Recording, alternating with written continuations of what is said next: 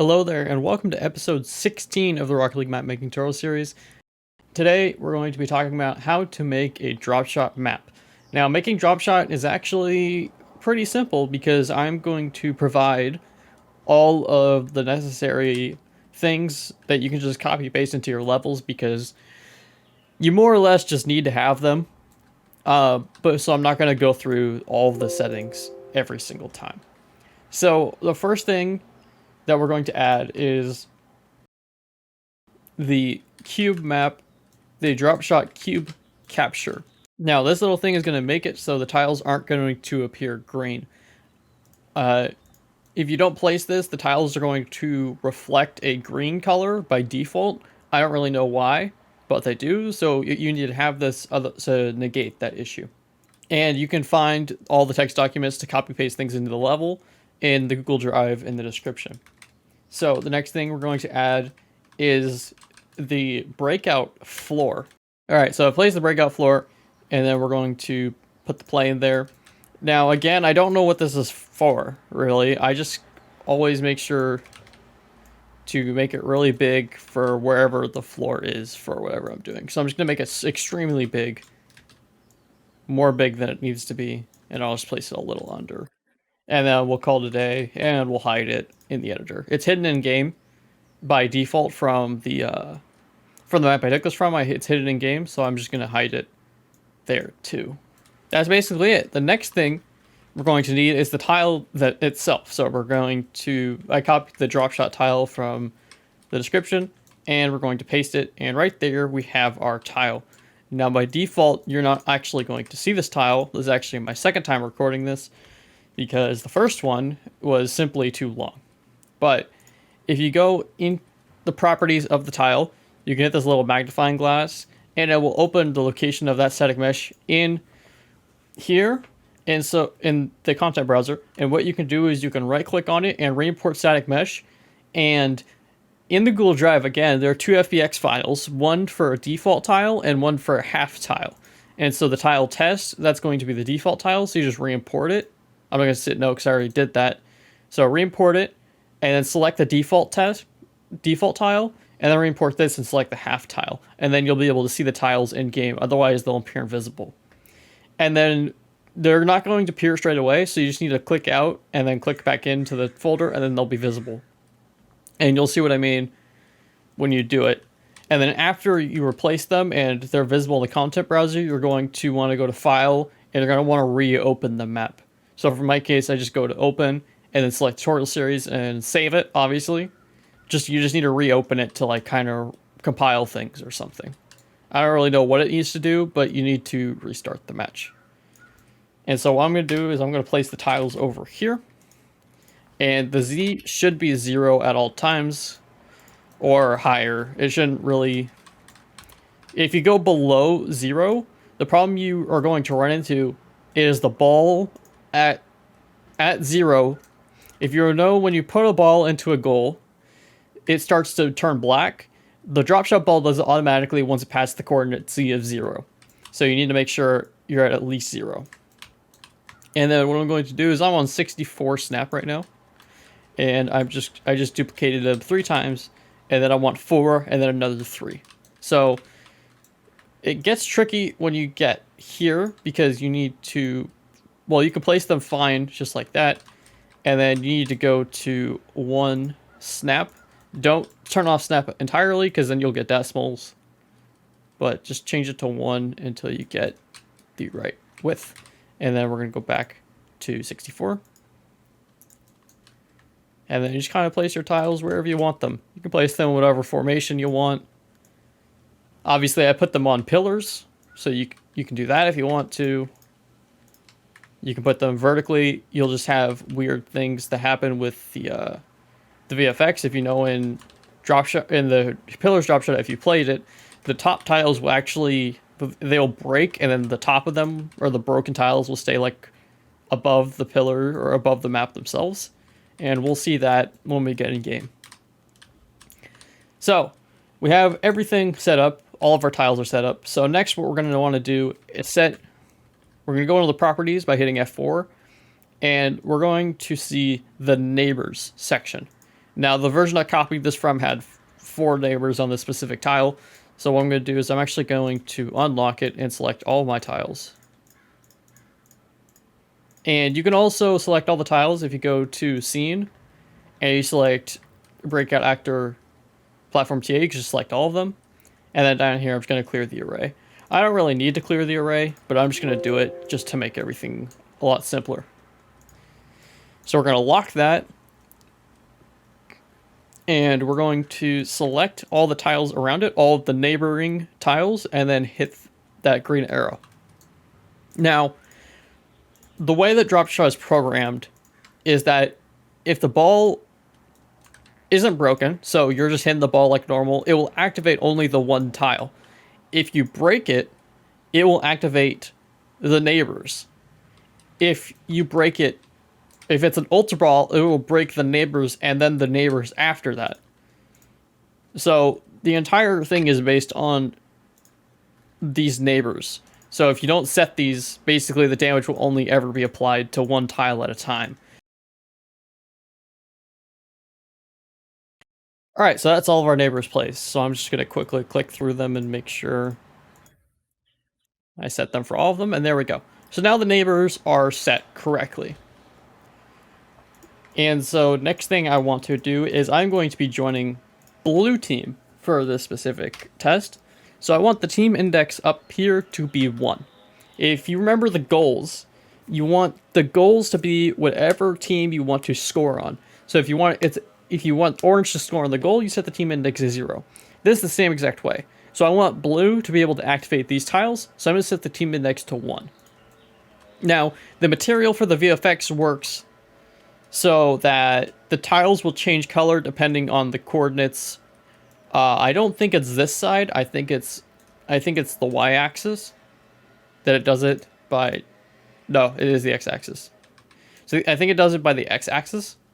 So over here, I think they're going to be blue, and over here, they're going to be orange. Since the y-axis is positive, you can see in the bottom left, the y-axis is positive to the left. So I'm pretty sure that's going to be where 0 is, and then this is going to be classified as 1. For the team indexes, that's how I kind of remember it. So the max damage, I don't really change any of these settings, just keep the sides, and the max damage is the team index. You're going to want to make sure you set that. And there's one more thing we want to place before we go in game, and that is the Decal blocking actor. Now, if we place this in the level, I'm going to go back to the content browser. I'm going to grab our plane from in here. So I want the plane. And I'm going to hit F4 and just hit that green arrow right there. Alright, so this is the Decal blocking actor.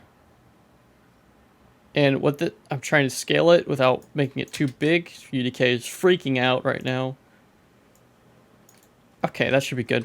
Basically, what the Decal blocking actor does is it blocks the ball's circle underneath it, and it will block that no matter what. It'll just block it wherever this actor is placed. So I'm going to put it a little bit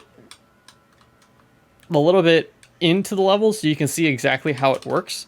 And it's a little bit elevated, so you'll see it in game on what it actually does. But in order for this to work, you need to set the material to something called the Decal mask mat, which I'm copy pasting right now. And the Decal mask mat, and there we go. You can find this by going into, if you don't want to do it that way, you can go into VFX and look up Decal, and it's right there. Very important when you do this too, I don't know if I mentioned it, do not save over this package ever, because if you do, it's going to crash UDK when you're trying to open it again. So you just kind of need, when you close UDK, make sure you don't save the Shadowsonic VFX. And then next time you load up, just make sure you re-import them. Okay. We're going to save Tutorial Series version 2. And that should be everything set up, so let's go in game. Now, if you open Rocket plugin, when you do Dropshot maps, you can still replace Utopia Retro. So you just select Utopia Retro as the arena. You can still use the replace, I mean. So we're going to set Dropshot as the game mode, Retro as the map, and I'm just going to put my default settings on, which basically just sets unlimited boost, demolishes disables, and stuff like that. So we are going to join blue, and as this countdown goes down, I'm going to grab my controller because it's going to be very difficult without one to do on mouse and keyboard. And there we go, the ball launches up because it's Dropshot. So first thing I want to mention is the decal blocking actor. So let's just roll the ball over here. And in just a second, somewhere over here, you can see right there that there's two circles.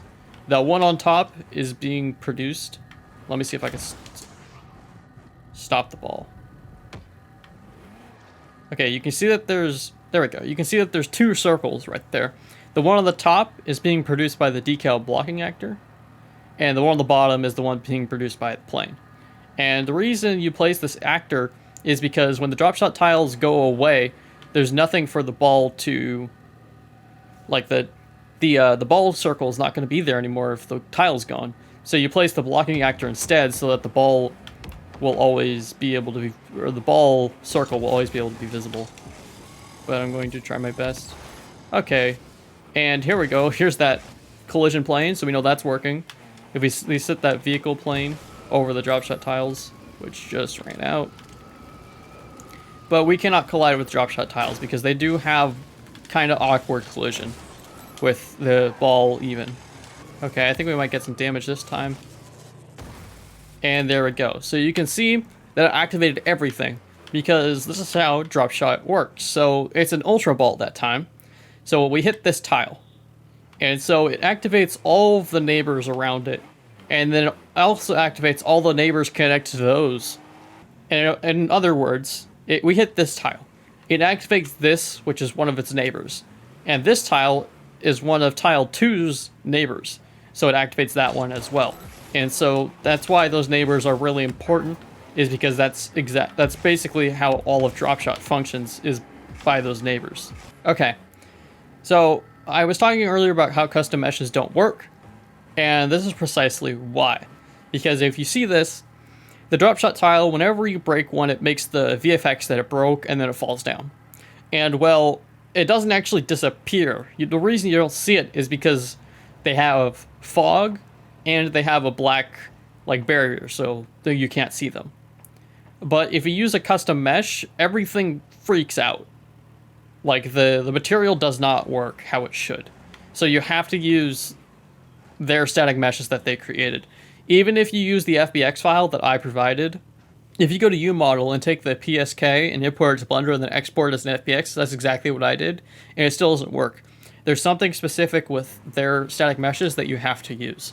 So that's why custom tiles technically will work, but the VFX won't. And here's a better view of all of that VFX. You can see what happens to them, and you can also see the difference in the rings. The rings will collapse down. It's pretty cool to look at them when they're broken, but this is why you can't really use any custom meshes.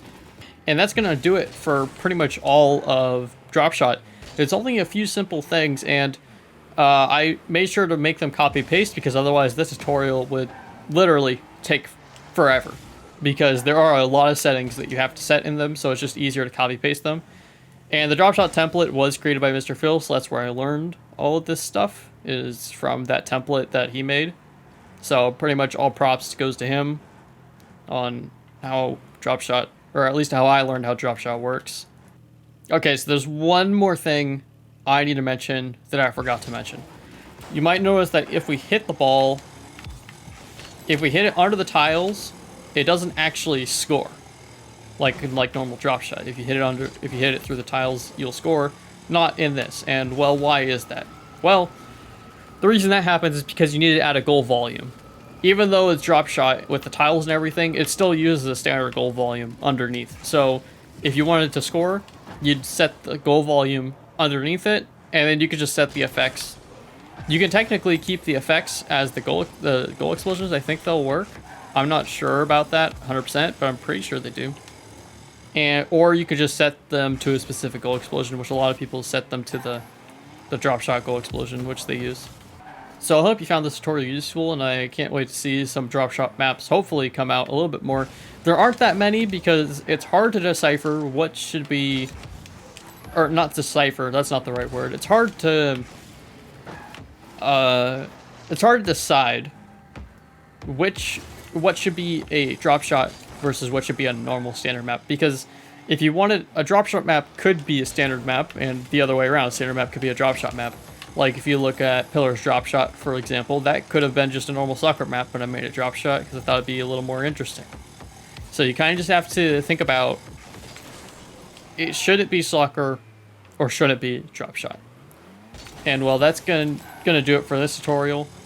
So I will see you next time.